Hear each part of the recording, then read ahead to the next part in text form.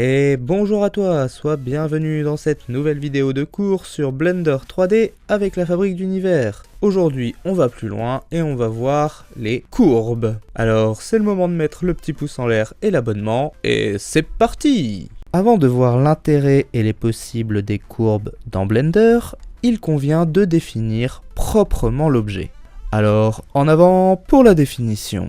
Les courbes sont des objets composés de points orientables que l'on appelle des poignées, en anglais des handles. On peut modifier le nombre de handles de la même manière qu'on le ferait avec un maillage, c'est-à-dire par extrusion, subdivision ou suppression. Ces poignées de contrôle sont déplaçables, scalables et orientables dans l'espace, et elles sont reliées par un ensemble de segments. Cet ensemble de segments est appelé spline. Il existe trois types de splines.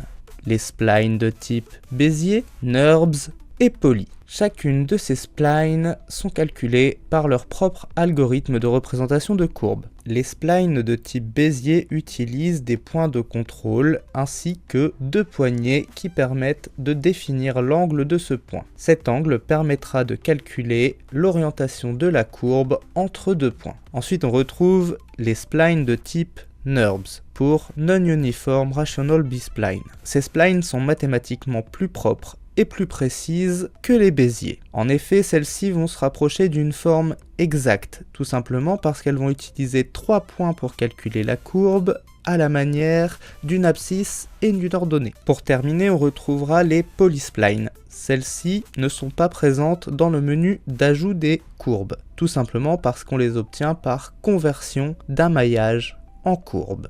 Les polysplines n'ont pas d'interpolation entre les points de contrôle qui sont donc reliés par un segment droit. On leur préfère généralement les Bézier et les NURBS qui permettent d'obtenir des courbes plus smooth, plus lisses. Voilà, cette vidéo sur les courbes est maintenant terminée. J'espère qu'elle vous aura été utile. Si c'est le cas, n'oubliez pas de la liker, de la partager, de vous abonner, de la commenter et pourquoi pas de nous soutenir sur Tipeee si vous le pouvez. Le lien est dans la description. Quant à moi, je vous dis à une prochaine pour une nouvelle vidéo de cours sur la fabrique d'univers et d'ici là, portez-vous bien!